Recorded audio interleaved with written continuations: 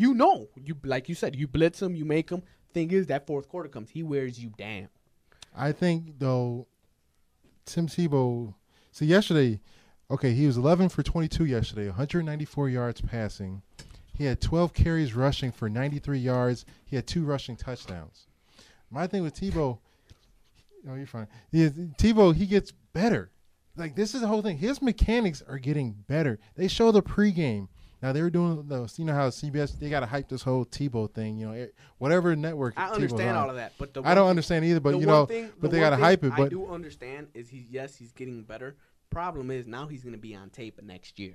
He wasn't on tape all year, kind of like Cam Newton wasn't on tape.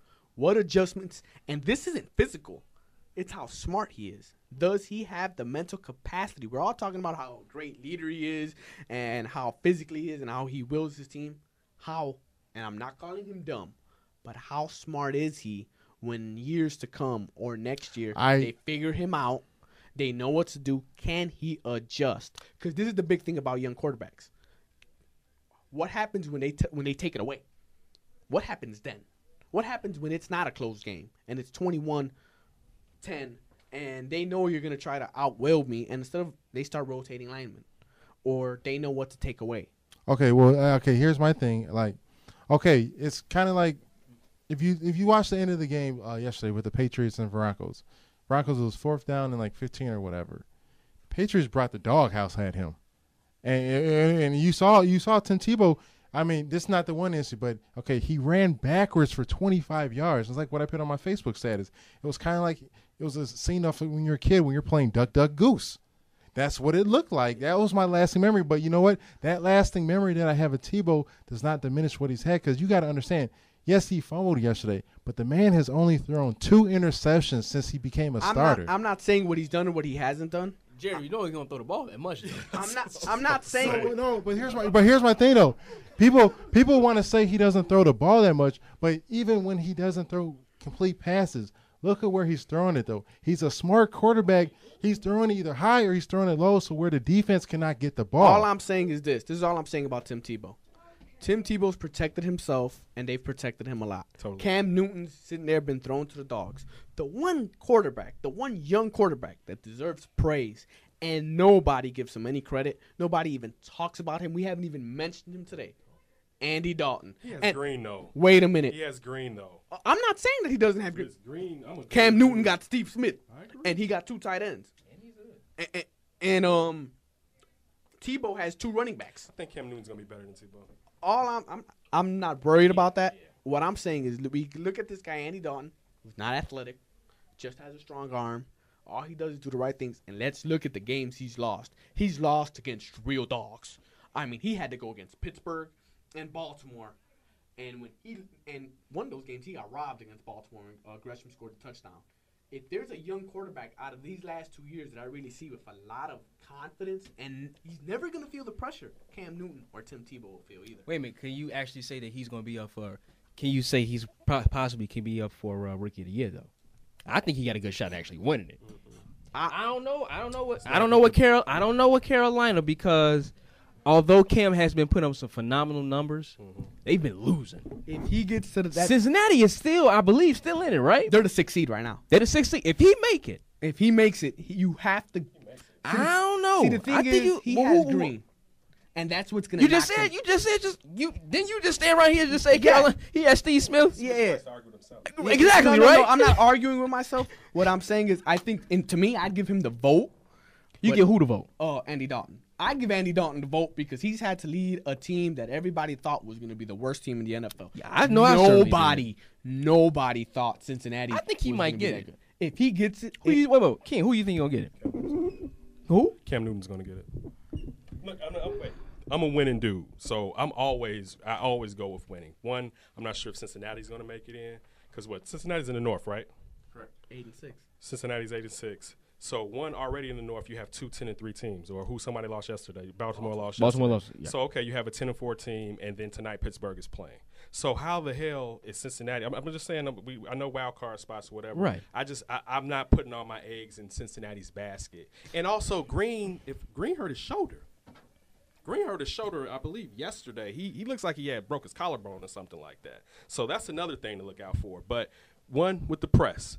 Cam Newton's got a lot of press. It's died down somewhat. Yeah. But always remember what's at the back of someone's mind. We haven't seen a lot of Andy Dalton, and also the Andy Dalton Express is somewhat slowed down. Going to what Dexter said, he started playing real teams. The first 5 weeks, him and Pittsburgh, which is odd, neither one of them play winning teams. Like the first 5 weeks of the season, he was going up against a lot of easy teams, and he succeeded. But when he started playing real teams, he failed. Can you get Carolina's schedule up for me real quick? Now, looking at Carolina and looking at Cincinnati, what's the whole thing about sports? You beat whoever's on your schedule. What I'm gonna and say, you got to give it to Andy Dalton. He beat who on the schedule, and he has his team in a prime position. Because look at the NFC. Besides who? Green Bay and San Francisco in New Orleans. In New Orleans. Okay, 3. Everybody else is up for grabs. So okay, looking at Carolina's schedule, Arizona. No, this is Carolina's schedule. Arizona, Green Bay, Jacksonville, Chicago, New Orleans, Atlanta, Washington, Minnesota, then Tennessee, Detroit, Indianapolis, Tampa Bay, Atlanta, Houston, Tampa Bay. And how many games has Carolina won so far? 4 or 5. Dude, he's supposed to have at least about 6 or 7. Maybe 8. Who? Carolina. You think they should have that many wins? Yeah. I don't think it's Yeah. Oh, yeah, definitely. I don't think that's Cam Newton's fault, though. Like, if you Cam Newton, and he has thrown some picks, but most rookie quarterbacks do throw picks. But as far as them winning, it hasn't been Cam Newton's fault. Their defense played, and let's not forget, they went away from the running game a lot this year. Is Cincinnati defense that much better than Carolina's? Yes. Actually, Cincinnati has one of the best rated defenses this season. Cincinnati has about a top 10 defense. What I will say this about Cincinnati is this. Whether they have a top 10 defense or not, look at how he's played in those important games. He was neck and neck with Baltimore. He was neck and neck with Pittsburgh. Yeah. And what I I see in Andy Dalton, what I like to call him the Red River because of his red hair, is he just never gets scared. And I'm not saying that Cam Newton gets scared. I'm not saying that Tim Tebow gets scared. I'm just saying, He doesn't. This kid came in with. He can ball, man. They told him. Everybody thought he was a bad first round pick. But look, those two teams that you mentioned, Pittsburgh and the Ravens, those aren't teams that are successful scoring teams, though. And if you look at a lot of Cam Newton games, but if you look at a lot of Cam Newton games, Cam Newton is winning to shootouts with some of the best quarterbacks in the league this year. Okay, who do you want to get hit by? Someone in Arizona or someone in Pittsburgh? Or someone in Baltimore? We could go through the whole list of teams that they've played. You just picked out one. So you're saying that Cam Newton didn't play a good defense this whole season? I'm not saying that. I'm saying he should have beat the Bears when they were here in Chicago. Because he was running up and down the field, and then the fourth quarter came. How many people, when the Bears were going and winning well, not a lot of people beat the Bears. Bears were 7-3 before color went down.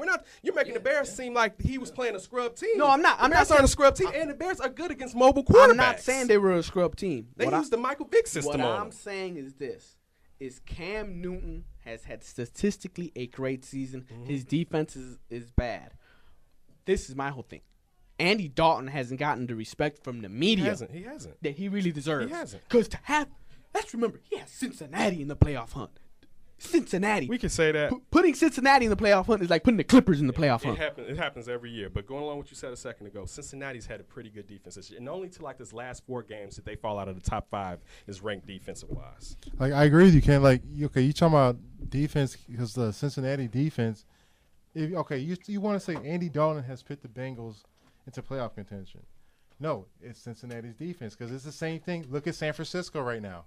Are you telling me Alex Smith right now is a reason why the 49ers are in the playoff contention? When Alex Smith and the 49ers defense have the best rushing defense right now in the NFL. Yeah, you're saying that, but look at Smith. This is the first year Smith hasn't cost him games. Alex Smith has not cost him games this year. He's actually played. Dalton has cost Bengals games. What games did he cost? Pittsburgh? Is you saying? I like Andy Dalton. He's a rookie, and I think he's going to be pretty good. I can actually stand here and say it right now. I think he's better than Alex Smith. I agree. He's going to be way better than Alex Smith. I agree he's better than Alex Smith, but Dexter's whole point is I don't think just because Andy Dalton has brought the Bengals to that many wins now. It's the defense because it's the same thing with the 49ers. Your quarterback is going to take you to another level even if they okay. We just said it right here today. If Kyle Orton was the quarterback for the Bears, they would have won maybe about 2 or 3 games right now. So even if you get a good rookie and you got a good defense, look at Joe Flacco. Joe Flacco came right in, and I was hoping that Jerry Andrews was actually going to draft him. Not saying Joe Flacco is like great. He's just above average. He's above average, but you know what? They can always get 12 games. They always get 12 wins out of him. They can always get possibly 13. But that's my point. You have a good defense. You got a good running game. As long as you have a good quarterback, not saying elite, not saying Rivers, not saying you have a chance to win all the time. You have a chance to win all the time. But if you look at the 49ers, though, this is my whole thing. Like, people, you're not understanding. People will fail to put this past. 49ers, how many offensive coordinators have they had within the past 4 or 5 years? I mean, that's the whole thing. Andy Dalton has thrown more picks this year than Alex Smith. He should. He's a rookie. This is my thing about Alex Smith. Alex Smith finally is in a system with a guy like Jim Harbaugh who knows how to play the NFL game. Okay, but he's put him in position. This is the one thing I will say about Alex Smith. Number one, they're in a much weaker conference, much weaker division. That West is bad. That's number one. Number two, Alex Smith, 49ers had one of the easiest schedules this year. That's number two. Number three, all I'm saying is this about Andy Dalton. He deserves some rookie of the year consideration, some love, some respect, because he's a rookie and he got 8 wins. And Alex Smith has been in the league as long as Aaron Rodgers has been in the league. This guy was a number 1 pick. He's supposed to be at least halfway decent. I agree, but here, okay, I'm just looking at the Bengals schedule off the top of my hand right now. You had Cleveland Browns in week 1. You had the Broncos in week 2, 49ers week 3, Buffalo week 4, Jacksonville week 5, Colts week 6. Buffalo, it's funny, Seahawks, Buffalo was hot then. Everybody forgets how hot Buffalo started off the year. And we talked about this earlier, though. It's Buffalo, when you play them. It's when you play them. And Buffalo also had a lot of fluke wins. That's, it's like if you look at the Detroit Lions right now. That's all I'm saying. Like, I don't know, like the Lions of Kansas. If you want to discuss Detroit real quick, I kind of discussed with Dexter. Detroit has had a couple fluke wins this year because they came back from behind. Now, those are games, like if you look at the Dallas game, you look even before the Dallas game. I wouldn't say they were. Would you say fluke? I think they've been playing with fire, and I think they was playing with fire yesterday. It just so happened they lucked up and they got up out of it. They're playing with fire. I don't know what it is, but they can't consistently put it together and play a full 4 quarters. Nowhere in the NFL, and surprisingly nowhere in the NFL you can actually have that many games you come back from and actually pull it off. I'm not gonna call it a fluke, Jared, it's the year of the Lions. I don't know. Exactly. And when you have 2 offensive weapons like Stafford being healthy, and we seen what happened with Stafford when that thumb got messed up, and Megatron, you can do some fluky stuff. So, talent, when you get the type of talent we were talking about Haney earlier, and saying if the Bears had a receiver like that and he could just gun it up there to him and he come down with it, yeah, it could be a fluke. But also, what is it called? Luck is preparation. What's the thing? Preparation means whatever. But you get what I'm trying to say right here. All I'm saying is this. Bill Parcells used to say it perfectly. You are what you are. They're 8-6. Cincinnati's 8-6. The Lions are 9-5. Dallas is 8-6, I believe now. Look at Philadelphia. They're playing their best ball at the end of the year. They're 6-8. They're lucky enough to be in playoff contention still. So you don't know what the NFL is, such a fluky league that if you look at teams like San Diego and Philadelphia, I'm more afraid of teams should be more afraid of Philadelphia and San Diego getting the playoffs than they will be of Denver and Dallas. Oh yeah, I guarantee you, if Philadelphia and San Diego, I wouldn't diss Dallas like that, but Denver, yes. I'm not going to diss Dallas like that. But if you look at Dallas can score some points.